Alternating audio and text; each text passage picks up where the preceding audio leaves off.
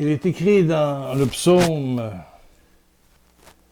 122, « Pour l'amour de mes frères, pour l'amour de Dieu, laisse-moi te dire, paix sur toi, paix sur toi. » Mon frère, ma sœur, toi qui m'écoutes, en cette journée, en cette nuit, spécialement si tu es chrétien, ça c'est la famille, pentecôtiste ou évangélique, mais les catholiques vont être contents, mais les pentecôtistes, oh, préparez-vous à arrêter, mettez ça sur pause, stop. Mon enseignement va vous déranger. Mais j'ai 4 enseignements nous conduisant à la Pentecôte, ceci est la deuxième. Pourquoi est-ce que ça va vous déranger? Parce que la première Pentecôte à l'intérieur qui lance la nouvelle alliance, c'est celle qu'a vécue la Vierge Marie. Et 33 ans plus tard, ou 36 ans, peu importe les historiens, le même phénomène de puissance de l'Esprit qui est venu sur Marie se repasse, c'est une deuxième vague forte. C'est un réveil, comme disent les protestants, c'est une vague forte. Eh bien, la puissance d'en haut, la force du Saint-Esprit va venir dans le Cénacle sur les apôtres, les disciples et Marie qui est là pour calmer ces apôtres qui en ont vu beaucoup et qui sont très traumatisés, et paniqués, blessés, ils ont tous renié. Des coups de tonnerre, des tremblements de terre, des vents violents, des langues de feu. Ça peut faire peur. Si tu étais là, bon, je m'explique pour mes frères protestants et pour tout le monde, pour mes frères et sœurs catholiques. À l'Annonciation, l'ange Gabriel vient et dit à Marie qu'elle va être la mère, la maman de l'Emmanuel, Dieu avec nous. La mère de Jésus. Voilà. Et Marie s'interroge sur comment cela est possible qu'elle conçoive un enfant puisqu'elle n'est pas encore en couple avec Joseph. Fiancés en vue, mais pas en couple. Ils restent pas sur le même toit. Voilà.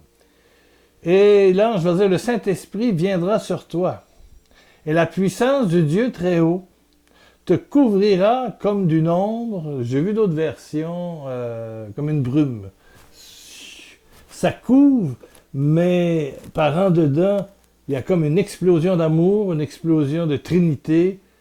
Jésus s'active, Jésus vit, et Marie, la Vierge Marie, va donner à l'humanité Jésus qui deviendra notre Sauveur et Sauveur et qui acceptera en croix le je t'aime du Père en prenant tous nos péchés. C'est un acte d'amour, le Vendredi Saint. C'est un immense acte d'amour.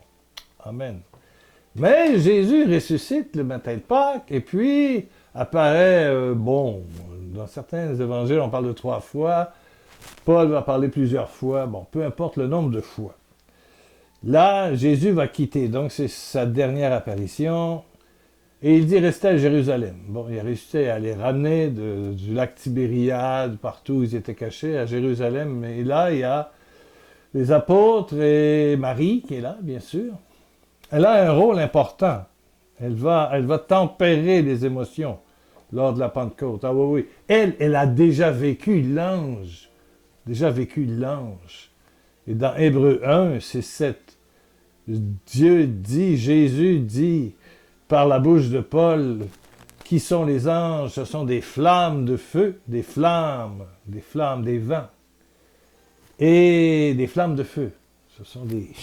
Voilà. Et c'est ce qui va se passer à la Pentecôte. Il va se passer quelque chose. Et ce feu descend sur eux. Et Jésus, avant de partir, avait dit, bon, restez à Jérusalem. Il va se passer quelque chose. Il parle à des apôtres qui ont pris conscience de leur pauvreté, leur prétention. Ils ont vécu avec Jésus, ils ont guéri des malades, mais ils ont tous renié, ils sont tous partis, ils sont retournés à la pêche commerciale. Jésus fait une deuxième pêche miraculeuse dans l'évangile de Jean. Bon, ce sont des hommes apeuré, brisé, broyé. Et comme me disait un frère pasteur protestant, Dieu n'accorde sa grâce qu'aux humbles, qu'aux gens broyés comme la farine, moulus, voilà. Ouais. Alors Jésus dit, vous recevrez une puissance. Ça c'est Acte 1, verset 8. Une force, une puissance, une force, une puissance.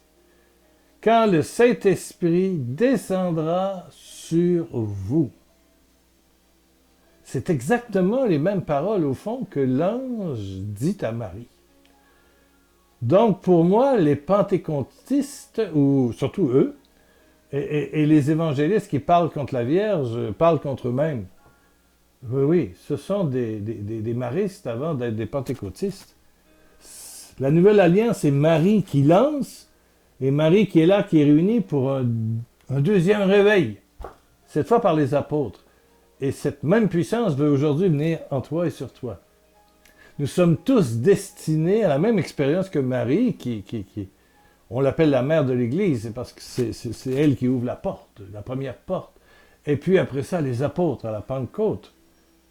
Et les dons et les charismes vont faire que cette puissance qui vient à l'intérieur d'eux lui donne aux apôtres et va te donner à toi de continuer les actes de Jésus. Oui, faire des signes et des merveilles, même plus grands que les siens, dit Jésus dans l'Évangile de Jean. C'est incroyable. Marie conçoit la corporité de Jésus, mais toi, tu continues le ministère. Jésus agit en toi, parle en toi, prie en toi, fait des signes miraculeux par toi. Ouais, tu es l'instrument inutile, mais l'instrument quand même, parce que le feu de Dieu bouille en toi. Le feu de Dieu bouille en toi. Il y avait aux portes du temple un infirme de naissance. C'était pas n'importe qui, c'était infirme depuis sa naissance. Voilà. Et il demande à Jean et à Pierre qui s'en vont prier au temple à 3 heures, un petit peu d'argent, un petit peu de thunes pour manger, il a faim, bon, il quête. C'est un quêteux. Alors Pierre le regarde dans les yeux, il fait un contact visuel très fort. Il parle à son âme, il parle à son intérieur, il parle à sa brisure. Et Pierre de répondre, de l'or et de l'argent, je n'en ai point.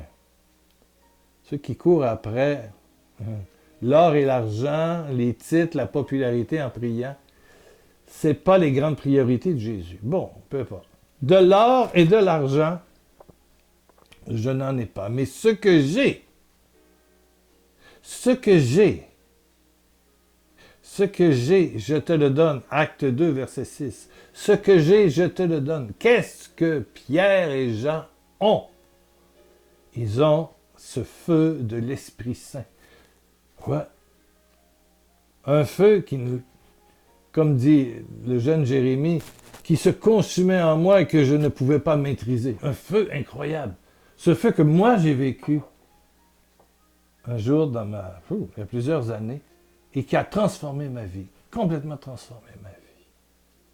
C'est plus moi qui vivais, c'est le feu en moi qui... on voit apparaître des dons, des charismes, il y a des signes spéciaux, il y a des trucs inimaginables. Ce n'est plus toi qui vis, c'est le Christ qui vit en toi. Tu es le temple. Et tout ce que tu fais, Jésus le fait avec toi. Alors Pierre et Jean, bon, de l'or et de l'argent, je n'en ai point, mais ce que j'ai, c'est-à-dire ce bouillonnement de l'Esprit Saint, cette vie de l'Esprit Saint dans mes cellules, je te le donne. Il pose la main, pouf, au nom de Jésus-Christ, de Nazareth, allez hop, marche. Alors le gars se lève et part à courir, louange, ça fait toute une histoire. Ouais. Et les apôtres n'avaient plus peur, ils ne se cachaient plus, ils s'en allaient prier au temple. Ce n'est pas un esprit de peur maintenant, c'est d'audace. Donc ils sont audacieux, ils continuent le ministère de Jésus, et c'est ça la Pentecôte.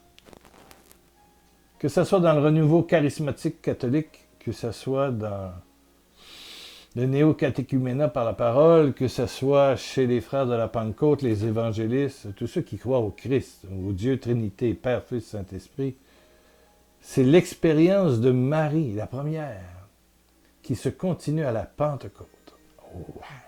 Et qui se continue encore aujourd'hui. Marie était la première, et toi, tu peux être celui ou celle qui aujourd'hui va vivre l'effusion de l'Esprit. Alors détends-toi, baisse ta tête, ferme tes yeux. Et comme les apôtres faisaient, je le fais, je pose la main sur toi. Et tu peux avancer vers l'image. Rejoins ma main, on va se tenir ensemble. C'est ça qui est important. Père, mon frère, ma sœur et moi, nous venons te dire oui, oui, oui à l'effusion de ton esprit. Oui à ton feu d'amour. Oui à ton feu d'amour. Répète avec moi. Père, par Jésus, Père, par Jésus, je dis oui. Je dis oui. Je dis oui à ton feu d'amour. Père, merci. Oh, tu touches. Oh, plein de personnes partout dans le monde, hommes et femmes, jeunes et vieux, riches et moins riches, malades ou non, en santé, et tu es touché, tu es touché, tu es touché. Ton cœur brûle et tes cellules se transforment. Des signes et des miracles se produisent actuellement et je glorifie l'Éternel. Je glorifie le nom de Jésus-Christ. Je glorifie la puissance du Saint-Esprit. Il y a un blog qui s'appelle pierrelacroix.com. Tu peux laisser un commentaire. www.pierrelacroix.com. Il y a une boutique, il y a toutes sortes de choses. Tu peux devenir membre de la famille. Tu peux laisser un commentaire sur YouTube. On se retrouve la semaine prochaine. Ben oui. Non, même pas. Mercredi. Pour la 3e de 4 en préparation de la Pentecôte 1er juin. Tu seras là? Parle-en à tes amis. Gros bisous au nom de Jésus.